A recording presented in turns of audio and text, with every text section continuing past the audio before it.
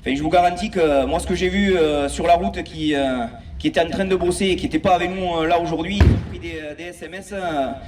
Vous les avez vus peut-être vous aussi. Il faudra savoir leur dire que ceux qui n'étaient pas venus, ben voilà. Moi, je leur ai dit que semer, c'était pas la peine s'ils n'avaient pas de flotte et qu'il fallait qu'ils soient ici avec nous, parce que c'est là que ça démarre, c'est là que ça va démarrer. C'est pas qu'aujourd'hui où ça va se traiter, mais c'est déjà aujourd'hui. Il faut qu'on acte un point de démarrage. Ça ne pourra pas rester comme ça. Parce que ça vous était expliqué dans les courriers, peut-être certains n'ont pas compris. Mais alors on est ici, juste pour les médias ici, c'est pas pour Biocop qu'on vient. Biocop, on est venu avec Christian leur expliquer pourquoi on était là et pourquoi on serait là.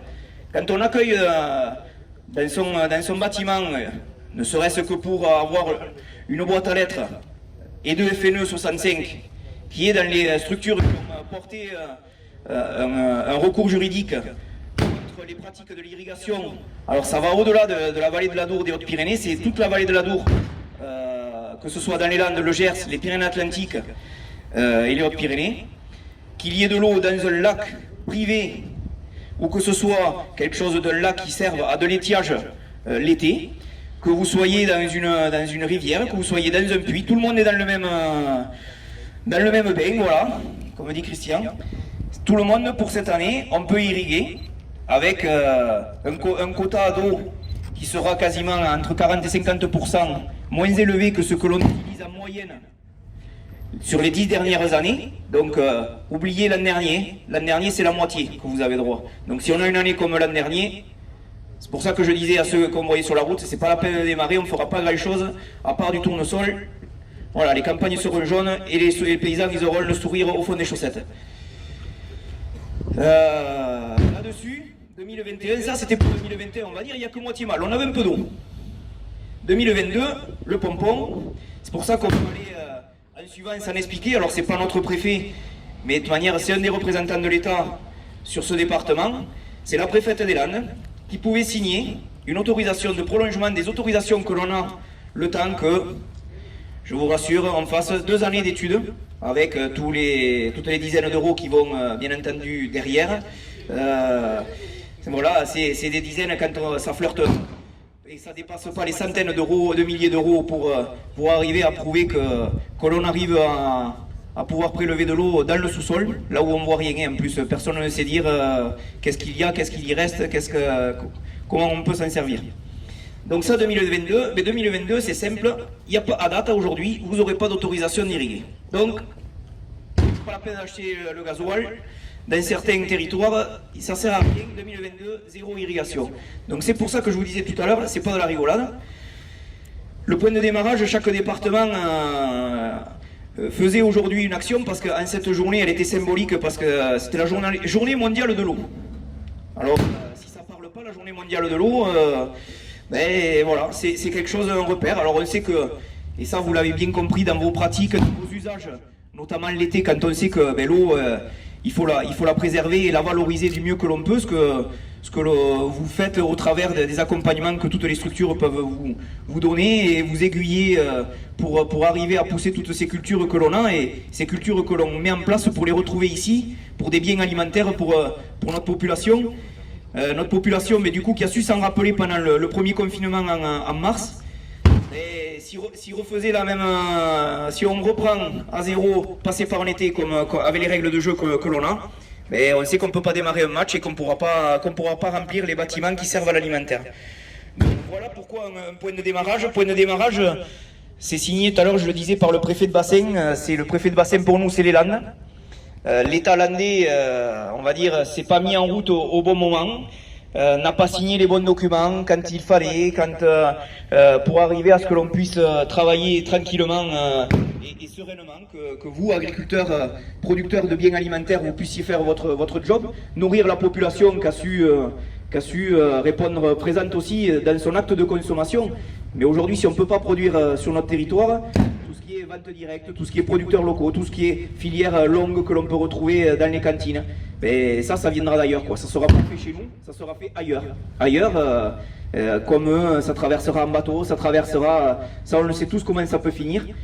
Mais c'est bien pour ça que l'action de se mobiliser aujourd'hui et mardi prochain, le 30 à Mont-de-Marsan, où on se retrouvera avec nos collègues landais du 64 et du 32 pour justement continuer cette action parce que c'est bien là où ça doit redémarrer. On va solliciter le préfet de bassin du coup pour qu'il soit là le 30 puisque le préfet des Landes n'a pas été capable de signer un document. On va demander à son chef, le préfet de Toulouse qui est coordonnateur donc de bassin, de remédier à une situation qui est intenable pour nous. Et je vous garantis que c'est aujourd'hui que ça démarre parce qu'on va irriguer. On va irriguer dans ce département, c'est pas possible. On va pas crever tous ici. On va pas crever ici tous parce qu'il y a une société, une association, alors 4 associations, FNE 65, FNE Occitanie, CEPANSO 40 et les Amis de la Terre. Alors voilà ces associations qui crèvent toutes nos actions du quotidien à vouloir s'améliorer et ça, c'est pour ça qu'aujourd'hui on est là. Faire comprendre qu'à une association, derrière un acte juridique et ce qui en résulte derrière pour nous une interdiction, vous êtes là.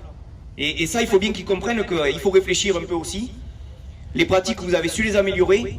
On va s'améliorer encore. C'est certain. On optimise parce qu'avant tout, l'irrigation pour nous, c'est une charge. Et ça, on n'a su que bien le voir l'an dernier avec l'augmentation des volumes prélevés, que cette charge, elle avait augmenté et que l'irrigation, c'était pas une pratique. Moi, j'ai tendance à rappeler, c'est une technique. Et cette technique, elle doit coller aux besoins des plantes. Ça, ils sont pas capables de l'entendre et de le comprendre. Ils préfèrent aller au juridique. Donc aujourd'hui, c'était signifié, et on l'a invité avec Christian, la présidente de FNE 65, à venir nous expliquer comment eux voyaient l'agriculture dans le département sans eau. Parce que dans certains territoires, l'agriculture sans eau, c'est peut-être les ronces. Et je dis bien peut-être, parce qu'elles pousseront même pas. Donc voilà, vous avez bien compris que si on vous a sollicité aujourd'hui, c'était pas pour rien. Toutes les révolutions, elles sont venues de quoi? D'un manque d'alimentation. Toutes. C'est pas la politique, c'est pas les idéaux, c'est pas les lumières, c'est pas autre chose que le manque de pain. Et aujourd'hui, nous avons des associations environnementales qui, dans l'impossibilité d'avoir des résultats au point de vue économique, au point de vue et au point de vue démocratique, puisque dans la quasi-totalité des cas, à part dans les grandes villes, ils ne sont pas élus, et bien ils passent par le juridique pour avancer dans leur idéologie. Et leur idéologie, c'est supprimer l'irrigation, ou du moins supprimer l'irrigation comme nous le voyons. Nous sommes devant Biocop. L'essentiel des légumes produits et amenés à Biocop sont irrigués. Il est impossible aujourd'hui d'avoir un légume, que ce soit en grande culture ou que ce soit au détail chez le premier primeur local, sans être irrigué. Donc cette aberration-là, ces associations environnementales le colportent avec l'aide quand même de l'État. Parce que l'État, depuis quand même une vingtaine d'années, nous promet des réserves, nous promet beaucoup de choses. Et cet État, il nous met des réglementations, des contrats de pays, c'est ça, des contrats de territoire, où on doit imaginer pendant 20 ans qu'est-ce qu'on a besoin comme eau et comment on la stocke. Nous, on a les solutions, on les a, les lieux de stockage, tout ça. Mais ça fait 20 ans qu'on nous balade. Ah, par contre, les bureaux d'études, eux, ils se restent. Ils craignent que, études sur études, ils se restent. Voilà où on en est aujourd'hui. La problématique, c'est que quand on stocke de l'eau, elle bénéficie à 40% pour les irrigants.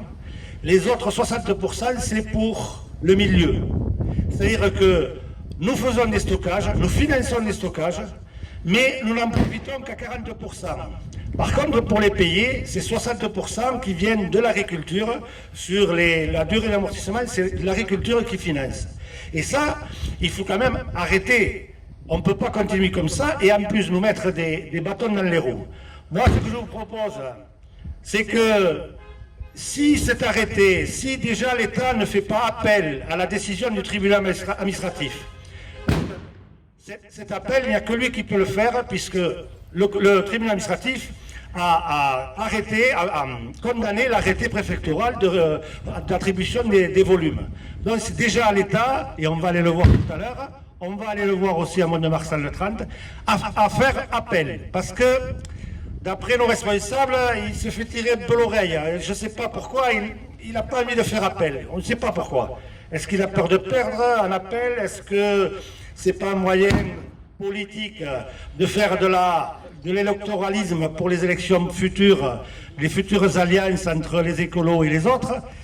je sais pas, c'est un peu louche. Et nous, on serait les noms de la farce. Donc, il faut faire la pression sur l'État pour qu'il fasse appel, et ensuite, c'est simple. S'ils ne veulent pas qu'on irrigue, on irriguera quand même.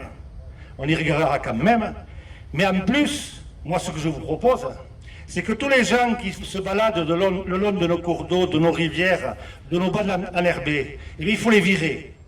Il faut les sortir de là.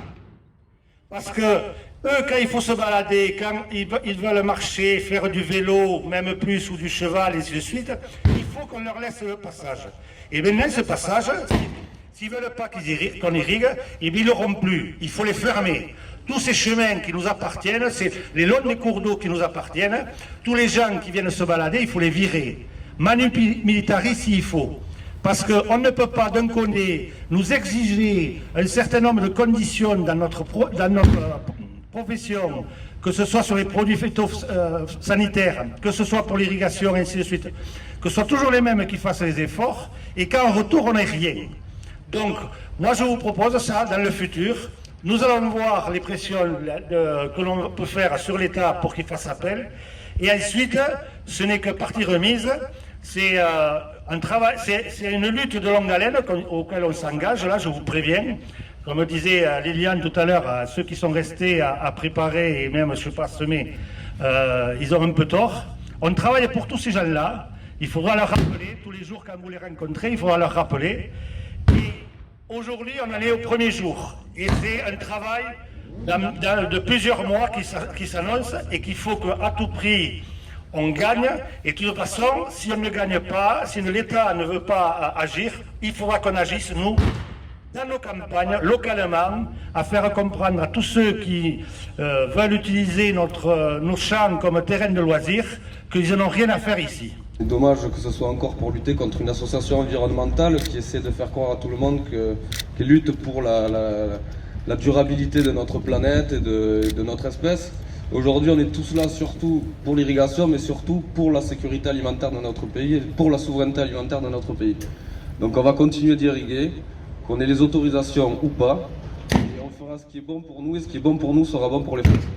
Agriculteurs qu'il y a derrière, quelle que soit la méthode et la pratique, c'est des agriculteurs derrière, c'est ça qu'il faut garder en tête, et que si on veut être là demain, cet enrouleur, sa place elle n'est pas là, elle est dans les champs. C'est dans les champs que cet enrouleur. Et ça, le repère de l'avoir ici, c'est justement parce qu'on marche à l'envers dans notre territoire, que l'enrouleur ne doit pas être ici, sur un bâtiment, pour servir de musée là, et nous passer pour des guignols, on est là pour bosser et faire notre travail, gagner 4 sous, comme on peut, et ça on va essayer de continuer à le faire. Donc, et nourrir les gens, ceux qui ont un peu de logistique avec les vaches, il y a quelques poteaux, il y a quelques trucs, l'enrouleur on va le mettre pour emmerder le moins possible, mais quand même marquer qu'on est venu ici pour défendre ce métier, et après on ira à la préfecture, on se dirigera vers la préfecture. Et merci à tous d'être venus.